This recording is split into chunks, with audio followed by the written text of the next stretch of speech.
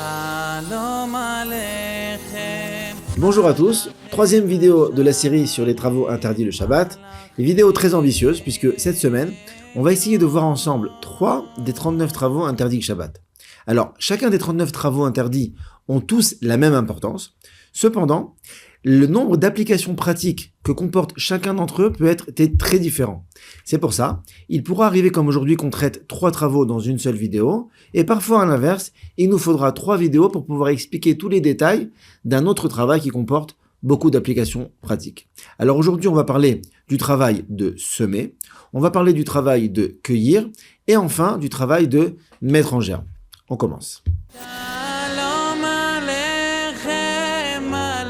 Un des 39 travaux interdits le Shabbat est celui de semer. Semer, mettre une graine dans la terre, planter un arbre, ou alors toute autre action qui permet de faire pousser une plantation. Par exemple, lorsqu'on était enfant, on nous faisait mettre des graines de pois chiches dans de l'eau avec du coton pour que ça pousse. Toutes ces actions font partie de l'interdit de la Torah de semer le Shabbat.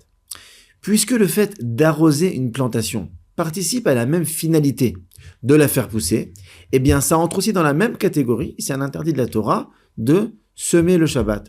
C'est donc interdit le Shabbat d'arroser de la pelouse, une plantation ou un arbre, et donc on n'a pas non plus le droit de faire un Netilat Yadayim au-dessus de la pelouse ou d'une plantation, puisque bien que notre but principal n'est pas d'arroser mais uniquement de faire Netilat, étant donné que le fait que l'eau arrose la plantation, c'est une conséquence obligatoire, eh bien, ça sera interdit. De la même façon que l'on a vu la semaine dernière que lorsqu'il n'y a pas de végétation, c'est uniquement de la terre, c'est interdit dans le cadre de labourer, eh bien, lorsqu'il y a des plantes ou de la pelouse, c'est interdit parce que ça participe au travail de semer.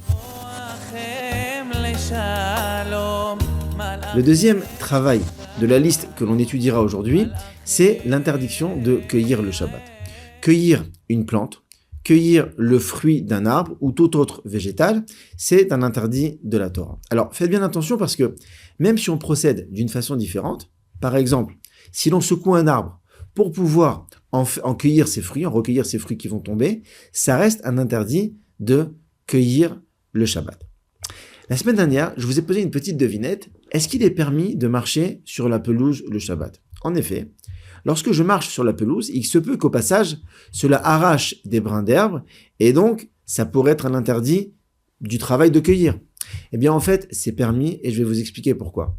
On a vu la semaine dernière que lorsque je pratique une action qui est permise le Shabbat, et que il se peut qu'une autre action qui est, elle, interdite, se produise en conséquence de la première, si la deuxième n'est pas obligatoire, la conséquence n'est pas obligatoire, alors à ce moment-là, c'est permis de réaliser la première action. Or, dans ce cas-là, l'action que je réalise, c'est l'action de marcher et je n'ai aucune intention d'arracher des brins d'herbe. Il est permis de marcher le Shabbat, étant donné que la conséquence d'arracher des brins d'herbe, elle n'est pas obligatoire, eh bien, c'est permis de marcher sur la pelouse le Shabbat. Voilà. Autre point qu'il est important de voir et qui entre dans le cadre du travail de cueillir, il y a un interdit d'ordre rabbinique de sentir un fruit qui est accroché à un arbre le Shabbat. C'est un exemple qu'on avait pris dans la première vidéo d'introduction.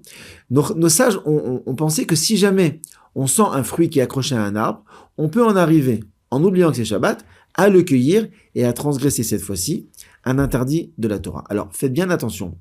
Cet interdit n'est en vigueur que lorsqu'il s'agit d'un fruit ou de quelque chose de comestible. Cependant, lorsqu'il s'agit d'une herbe, du romarin ou n'importe quelle autre herbe qui serait odorante, non seulement on a le droit de la sentir, même si elle est accrochée à la terre ou à un arbre, mais on a même le droit de la saisir, faites bien attention, sans l'arracher bien sûr, mais on a même le droit de la saisir pour la sentir le Shabbat. Nos sages n'ont pas craint qu'on en vienne à l'arracher. Cet interdit n'est valable que lorsqu'il s'agit de quelque chose de comestible. Troisième travail de la série que l'on découvre aujourd'hui, l'interdiction de mettre en gerbe. Au Mishkan, je vous le rappelle, il fallait planter des végétaux que l'on devait ensuite cueillir et ensuite, grâce à eux, préparer des colorants pour pouvoir colorer les tentures posées sur le Mishkan. Une des étapes de cette préparation était le fait de les mettre en gerbe. Une fois que l'on avait cueilli ces différentes plantes, il fallait les rassembler. Rassembler des plantes des fruits ou tout autre végétal sur le lieu où il pousse, c'est un interdit de la Torah, c'est le travail de mettre en gerbe. Il est donc interdit le Shabbat, si vous avez un jardin, et que des pommes sont tombées au pied de l'arbre, de les rassembler ensemble, c'est un interdit de la Torah. Cependant, cet interdit comporte deux restrictions essentielles. La première, il faut que ce soit un végétal, que ce soit un fruit ou autre chose qui pousse dans la terre.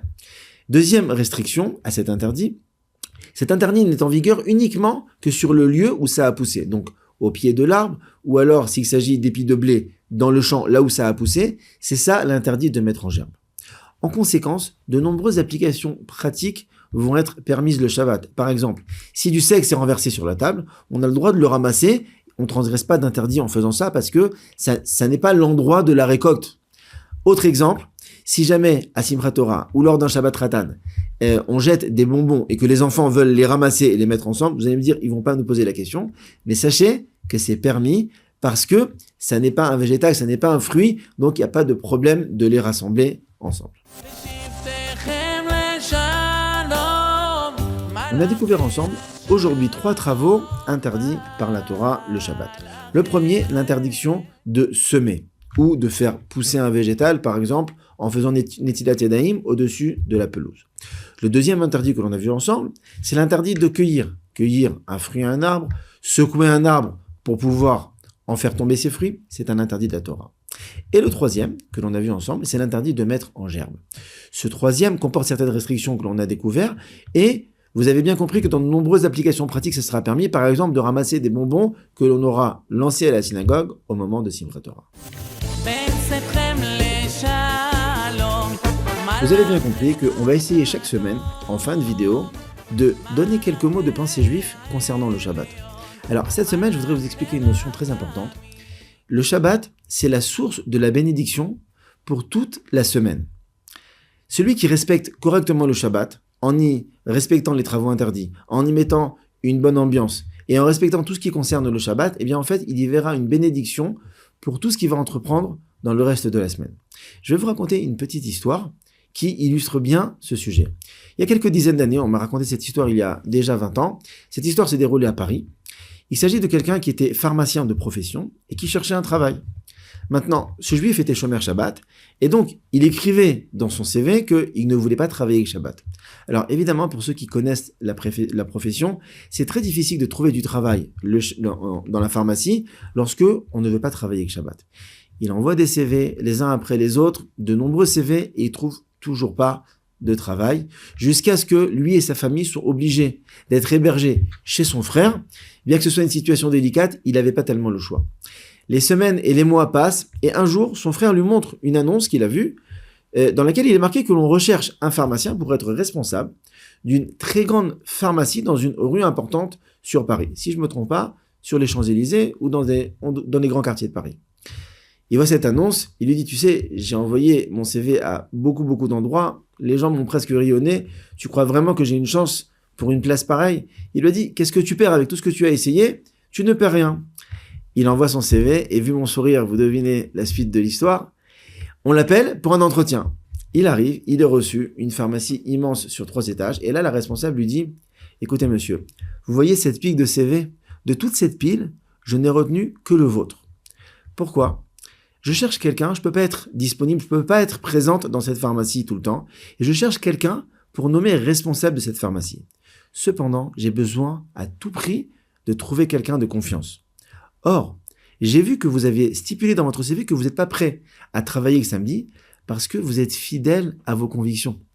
Comme je vois que vous êtes quelqu'un à ce point de confiance et que vous êtes tellement fiable et fidèle à vos convictions, je pense que vous êtes une personne en laquelle je peux avoir confiance. Et c'est pour ça que je souhaite vous confier ce poste. Bien entendu, vous ne travaillerez pas le samedi, le salaire sera en conséquent, et c'est comme ça que ce juif, grâce au fait qu'il était chômeur Shabbat, a vu beaucoup de bénédictions dans ce qu'il entreprenait. Voilà, on ne peut pas se quitter sans une devinette, vous l'avez bien compris. La semaine prochaine, on va parler du travail de l'interdit de presser des fruits le Shabbat, de l'interdiction de presser la récolte. Il y a un certain nombre d'applications qui rentrent dans le cadre de ce travail-là. Alors, les fruits agrumes sont interdits d'être pressés le Shabbat. On n'a pas le droit de presser une orange, un pamplemousse. Petite devinette, est-ce que vous pensez qu'il est permis de couper un pamplemousse en deux et de le manger à la petite cuillère ou non? Vu que notre but c'est de le manger, est-ce qu'il y a un petit peu de jus qui va sortir au passage? Réfléchissez une petite semaine pour répondre à la question. Shabbat Shalom.